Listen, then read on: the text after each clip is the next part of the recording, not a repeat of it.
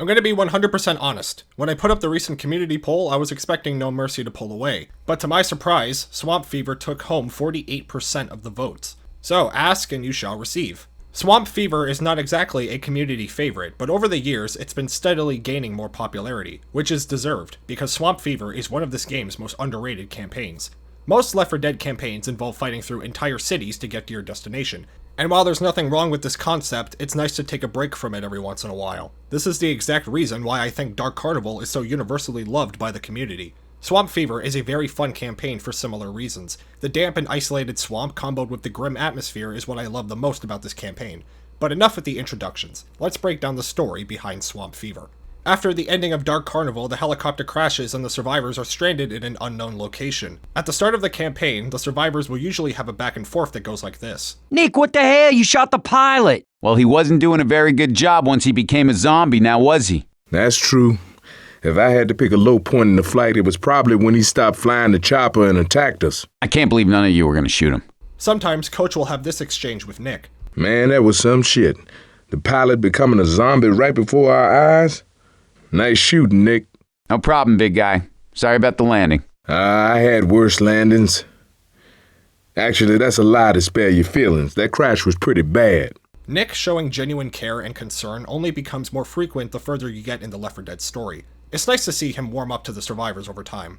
After walking a short distance, the survivors see a gas station with a sign displaying this: "No CETA, no military. Stay out." The survivors take note, but regardless they keep moving, assuming that the people who did live here are either dead or infected. After walking a little bit further, the survivors come across a small village filled with small cabins and shops. One of these buildings has the name Earl's Gator Park, and sometimes you'll get this dialogue between the survivors. Based on the location of Whispering Oaks, our previous airspeed, and accounting for the wind speed, I would place us right at Earl's Gator Village. Rochelle, I see the sign. The survivors then arrive at the river and need to call a ferry to get over. But before we talk about the ferry ride, there are two things that need to be pointed out. The first one is this sign next to the ferry controls that says, "Gone to Village Des Marais." This is an important piece of information that I will talk about in more detail later in the video. But for now, we need to talk about this. A charger, dead and hanged, almost like a scarecrow.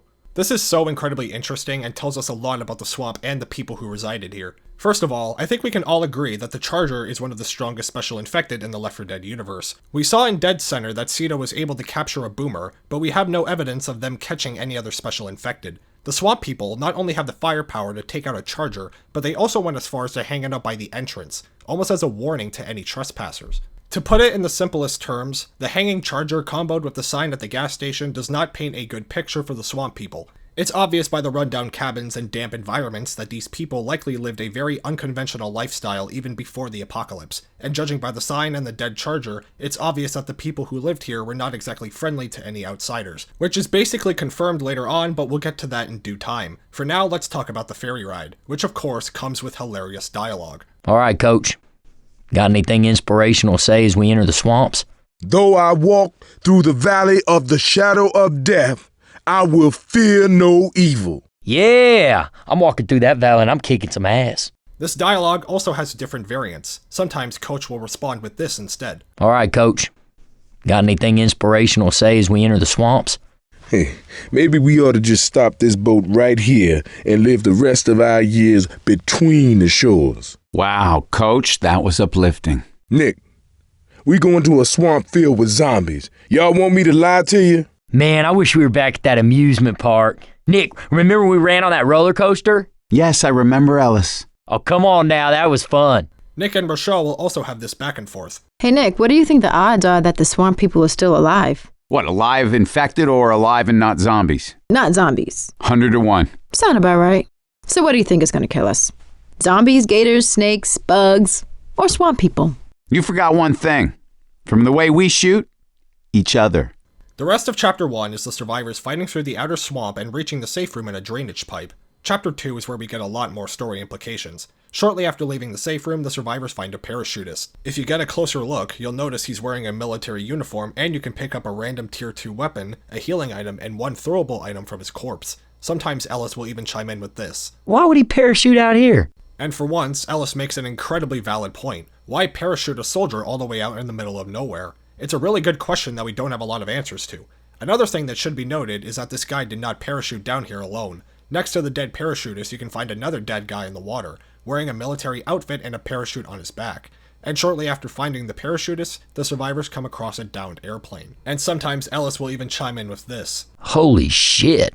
Well, this explains our parachutist. Despite this line from Ellis, I personally think that this parachutist did not jump from this airplane. And sure, on its face that sounds stupid, but hear me out for a second. This looks like a completely normal commercial airplane that was likely flying civilians. If it was a military plane, I would be more open to it, but two heavily armored soldiers on a completely normal looking airplane just doesn't make a lot of sense to me. We can assume that the plane crashed during the early stages of the green flu outbreak. Odds are multiple passengers turned into zombies mid-flight and brought the plane down in the swamp. Also, this may be a reach, but regardless, I think it's pretty cool. This crashed airplane looks very similar to the crashed airplane seen in the finale of Dead Air.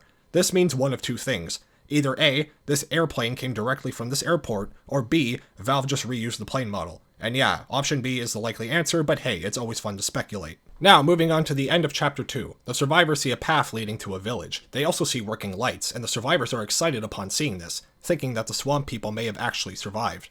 While walking up to the safe room, the survivors will even call out in hopes of getting a response. Swamp people, we coming home! However, at the start of Chapter 3, when the crew officially arrives at Village En Marais, it's revealed that the village is overrun with zombies. And yes, I know that this sign says Village Des Marais, but the wiki refers to the village as En Marais, so I'm just going to be calling it that from now on. Got it? Okay, moving on.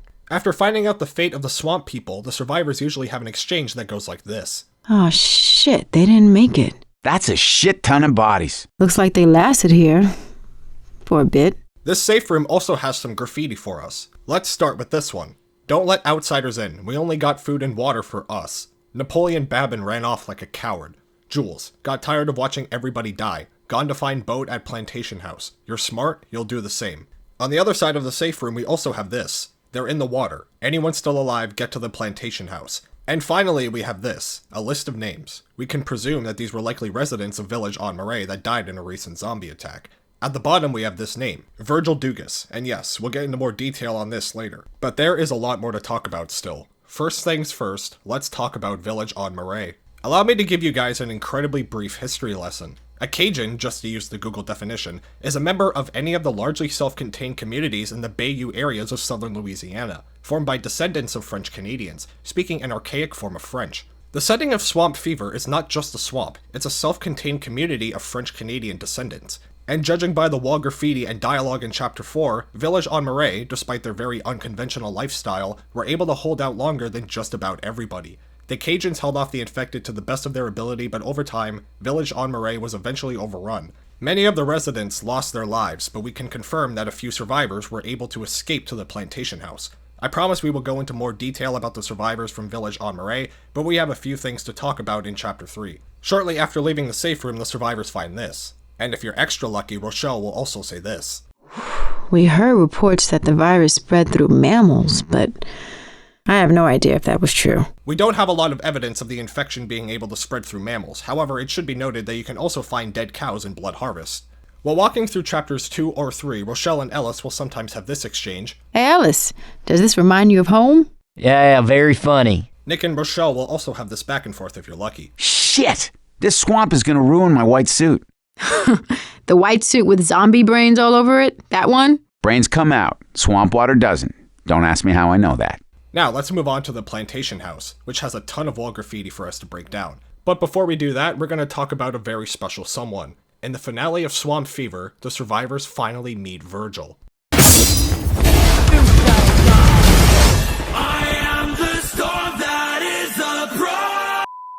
Despite not even having a character model, Virgil has been a community favorite for years now. He also has a ton of interesting dialogue. Let's start with this line. Well, hello there! I ain't heard another voice out here in 3 days! This, along with the graffiti, confirms that the survivors from Village En Marais successfully made it to the Plantation House. Not only that, most if not all of them left on a boat to New Orleans. More on that in just a second. But for now, let's keep talking about Virgil. Let's break down these two voice lines from Virgil that give us a lot of story implications. Ooh, hey, it's been real quiet now since my woman got bit. Well, bonjour! It was real good to hear from somebody. It's real quiet out here. Based on these voice lines, I am 100% certain on two things. 1. Virgil is a Cajun, and one of the last survivors of Village En Marais. Not only is he familiar with speaking French, we also see Virgil's name on the memorial wall in Chapter 3. Sure, I guess it's possible that there could be two Virgils, but again, it's also possible that Virgil survived the attack on the village and was simply presumed dead by his friends and family.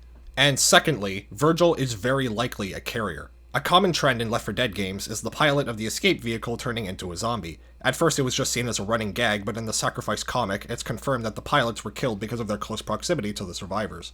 Quick lesson for those who may not know, carriers can spread the infection by simply standing next to someone. This is exactly what happened to the pilot at the end of Dark Carnival, and it's why he turned into a zombie. This does not happen to Virgil at all. Not only is he seen alive and well at the beginning of Hard Rain, but he also sails off into the sunset at the beginning of The Parish. Most pilots don't last one campaign in the series. Virgil lasted 3 with the Left 4 Dead 2 survivors. Meaning yes, Virgil is very likely a carrier. Now, with all that in mind, let's finally talk about the wall graffiti. First, let's start with this one. Clovis, Kevin, and Leon, all with tally marks, indicating the numbers of infected they killed. Leon has 2, Clovis has 17, and Kevin has 80. Below the tally marks you find this. Go to bed, Kev, what a load of BS. You get a good view of all my killings from your hiding place, Leon? This not only shows that the Cajuns had firepower, they also had enough ammunition to turn zombie killing into a competition, similar to what Francis did in the Sacrifice comic. We also have this wall of text. Just to read off the interesting bits. Alva Booton, if you're reading this, meet me in New Orleans. Waited as long as I could, child. Lou B. We'll be back, Village En Marais. Jenny and Remy.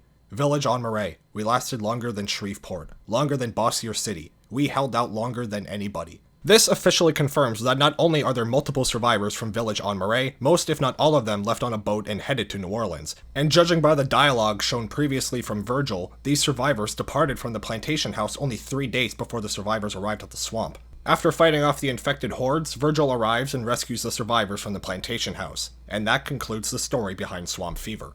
Once again, thank you to everyone who voted on the recent poll. Swamp Fever, despite looking very boring on the surface, has a surprisingly great story. Going over dialogue and wall graffiti is just the standard in these videos, but learning more and more about Village En Marais and the survivors who resided there was a ton of fun. And there's still some stuff in this campaign that I can't explain with 100% certainty, like the dead parachutist. But with that said, if I did miss anything, or if you have something to add, be sure to let me know down below. Once again, thanks for watching, guys.